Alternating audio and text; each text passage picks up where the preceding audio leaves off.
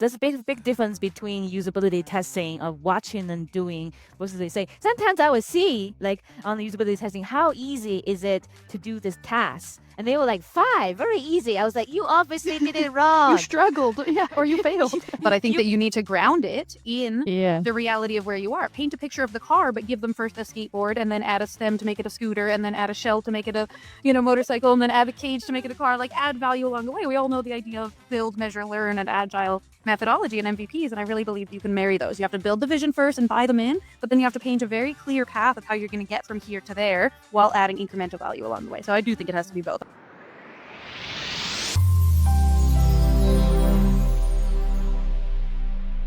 Welcome to UX Stories. I'm your host, Lihong Hicken.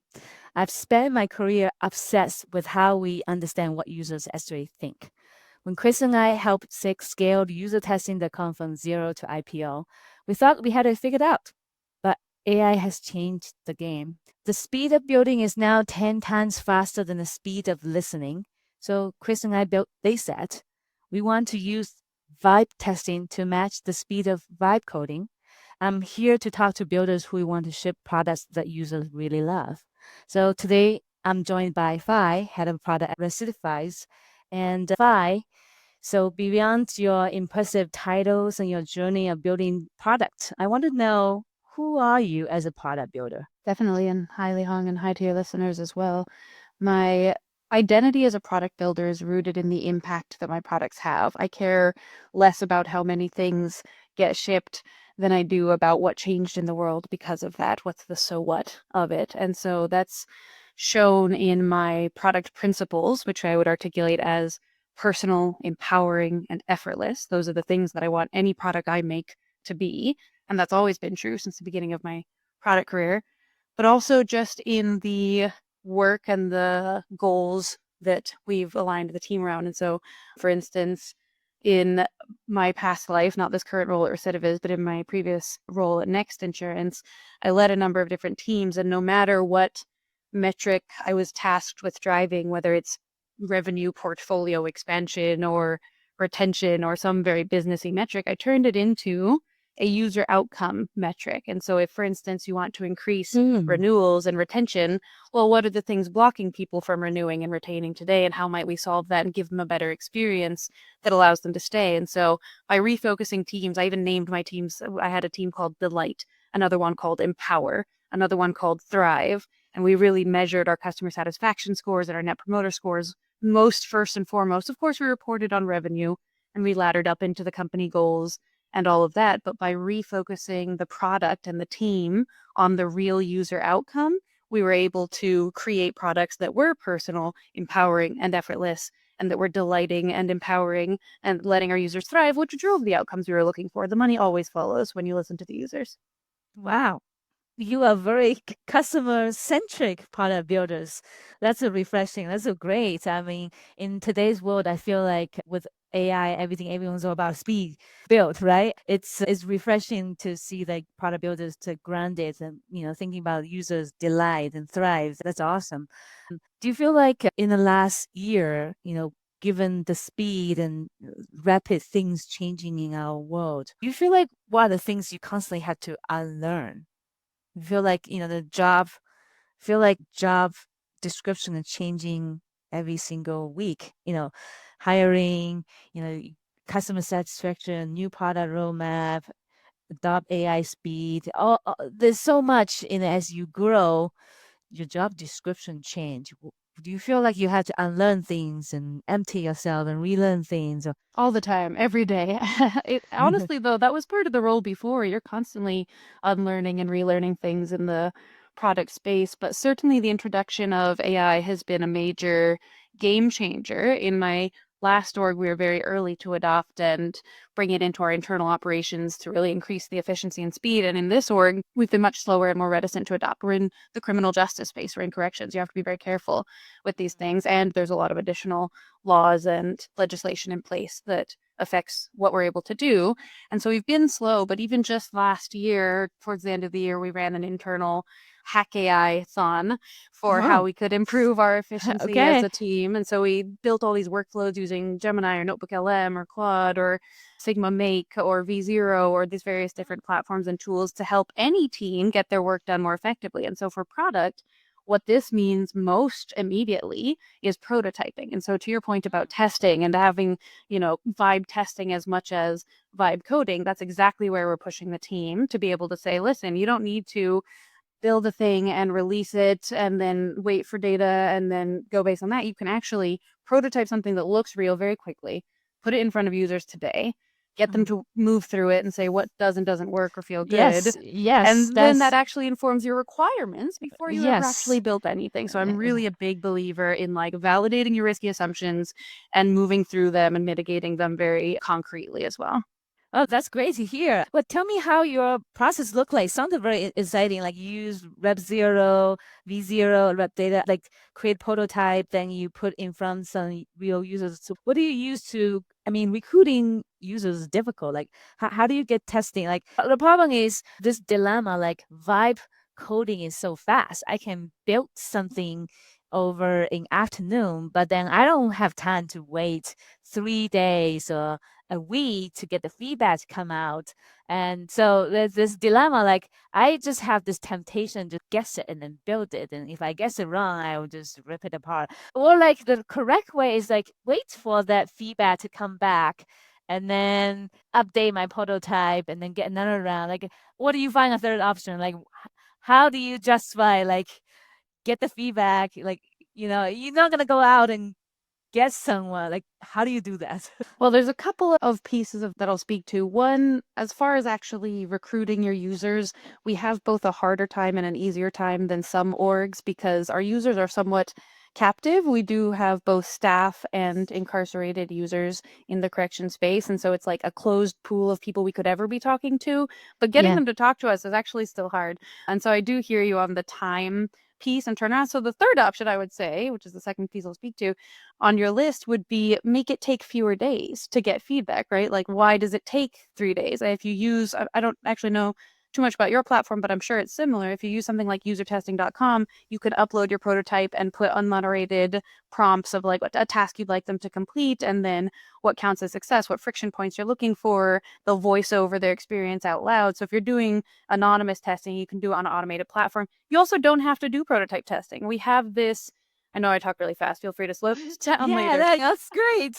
Sorry, I get feedback on it all the time, but I will try and slow Yes, down. that's Essentially, I have this thing. I've actually like given internal talks about it numerous times about that's risky right. assumption Yeah, testing or yeah, RATs or yes, decisiveness. And so right. prototypes is one good way that you can validate something, but it's not the only way. I've got a list of like 10 different ways. The easiest ones are actually the things that don't require any new research, like market analysis or looking at your full story patterns. We have full story up recording Yeah, sessions so you can see where the friction points and the dead clicks and the thrash and all that sort of thing. You can look at your own data and see where are people falling off. What does your internal funnel look like? You can look at qualitative feedback. We're always getting input from like CSAT surveys, which are running at a continuous cadence, and our support tickets that come into our support team, and any of our visits that we go on. We always kind of summarize everything that we heard there. Or you can look at proxies and analogous cases, either from internally or in the market. And all those don't cost you anything to build. It does cost you a little bit of time to build a prototype. It costs you more time to build a survey or like an interview that you're going to do live, but it costs way more time to actually build the thing,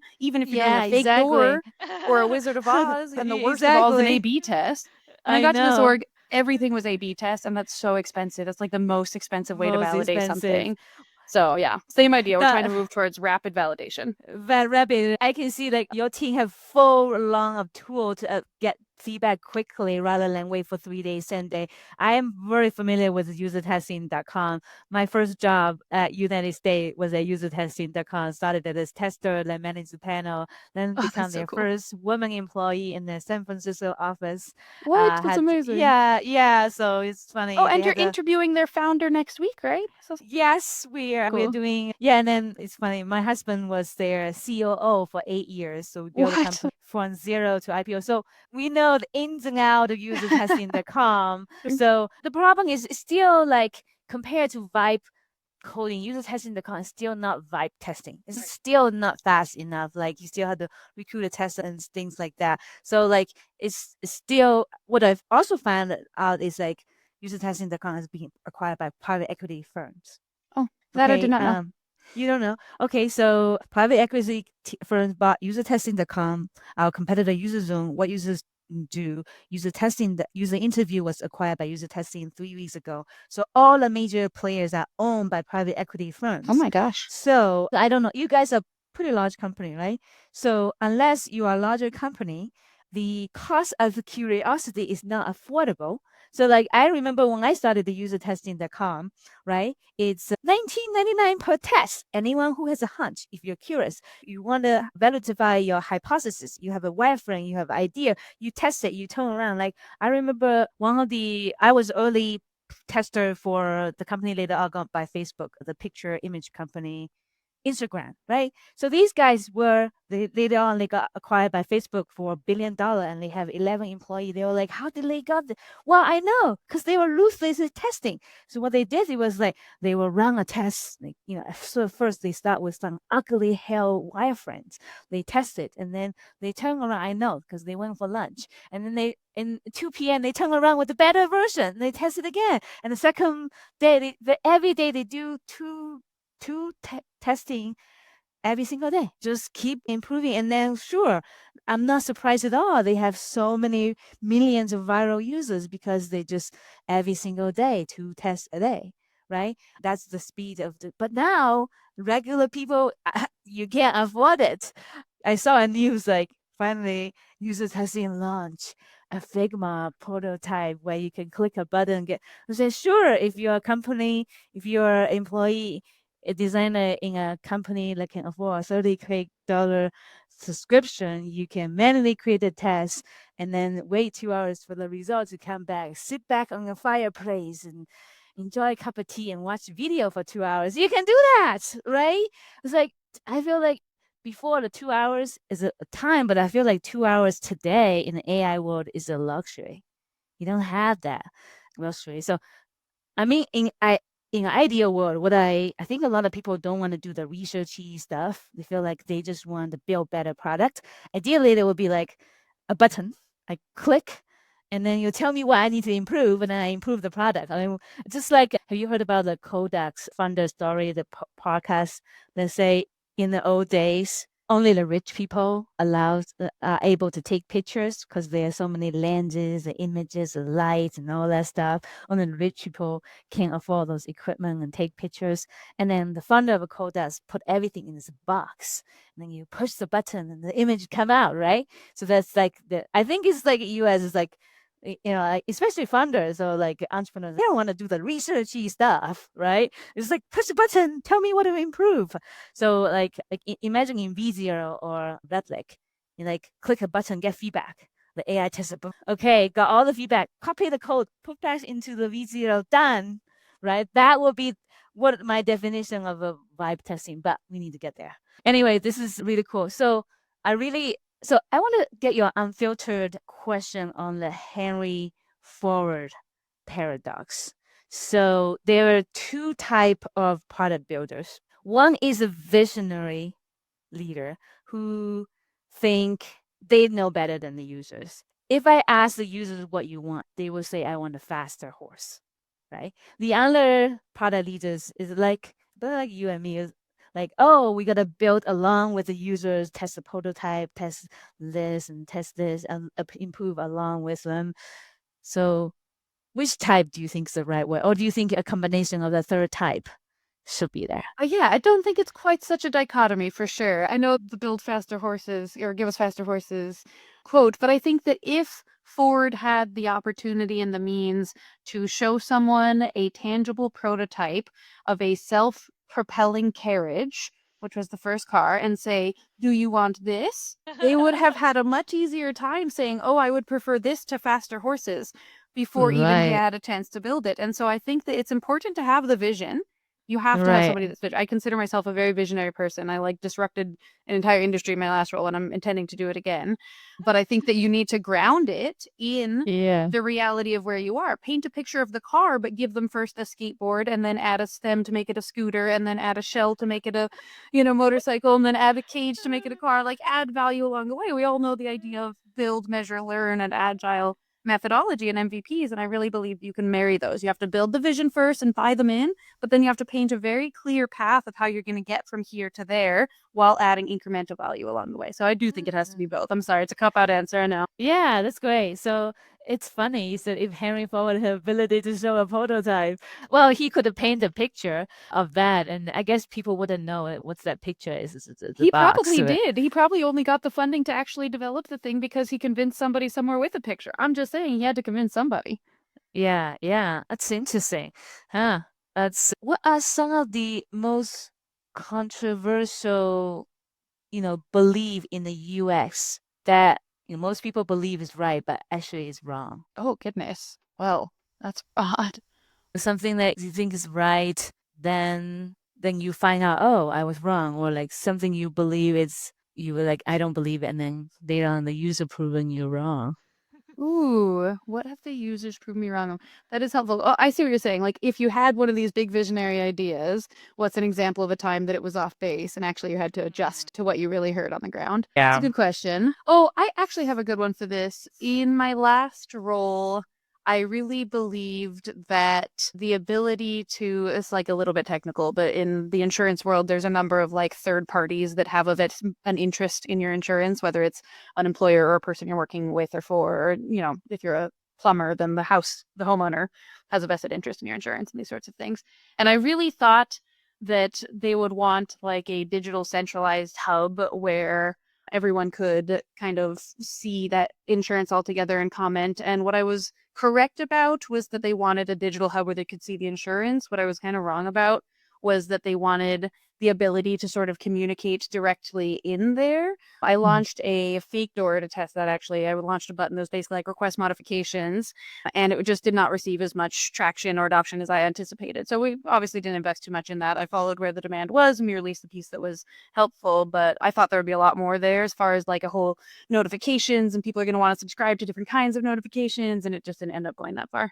Do you think people wanted more, but they wanted, okay, it's cool. That's great. They Yeah, just want horses, sometimes, you know? yeah, sometimes users would teach things that's unexpected, right? Yeah. It's a human, learning human is very fascinating. And it's, Well, and one of the I, things you learn early on is that people don't actually do what they say they would do. And so that's why I mm, think it's important to have multiple of these types of validations, because if you run a survey and you say, would you like the ability to hook up your bank account instead of paying with a credit card? Just give a random example. Would you like to use right. ACH? And they'd say, yes, I'd Uh, love to do that. It's so much easier because my credit card I have to update and all that kind of stuff. But then don't believe what they say because that actually takes effort. If you put a fake door up next, because you're not quite sure you believe them, that actually says, set up your bank account. When you click it, a pop-up says, do you have your account number? Do you have your routing number? Do you have, and like tells you what you need to have. And you have to click like, I'm ready to go, and yeah. you might not see the people are actually clicking that. And so you don't want to build the thing because what I have learned is that people will say they're going to do whatever the thing that sounds best is, but they're actually going to do whatever is the easiest. So Yeah. just that those two things, don't always believe with them when they say them, but fact check it in some other ways. Yeah, that's why I like to observe what they do. Like there's Exactly. benefit. There's a big difference between usability testing of watching and doing versus they say. Sometimes I would see like on the usability testing, how easy is it to do this task? And they were like 5, very easy. I was like, you obviously did it You wrong. struggled, yeah, or you you, failed. you failed. But they think it was like, oh, and then are you lying or you are confused? I was like, oh, they're Or not in this lying. industry, all these, man, we deal with staff who are used to everything being on paper or on machines that look like they are straight out of the 70s, and Oh, so discovering that they actually preferred things to look more like a spreadsheet and less like an app was a little bit surprising, but it actually yeah. improved usability to like give them a table format in a way that they wanted early. Yeah, And just some interesting. do they appreciate that or do they whine a little bit? Like, I want my old bad stuff back. Or do they In like, this oh, case, this we is actually great. left the old one as a toggle that they could select it to, and nobody used it, and so we actually deprecated it after we saw that it wasn't getting Okay, used. that's good. Yeah. Okay, they at least want the good stuff. Yes. That's great. Awesome. This is a fun conversation, Fi. I'm going to ask some rapid fire questions and then we can wrap it up. So, Sounds good. how do you ensure user feedback actually influence the product decision rather than just let them be noise or fly it away? There is a what's called product growth manager installed on every team that is also the person handling the support tickets as well as rollout and some product marketing. And every week they are bringing product feedback to their teams in their team meetings as part of their standing agenda. We also have a standing 1, 3, 6, and 12-month launch review where we also more holistically look at the feedback that's been brought in. Wow, bravo. That's awesome.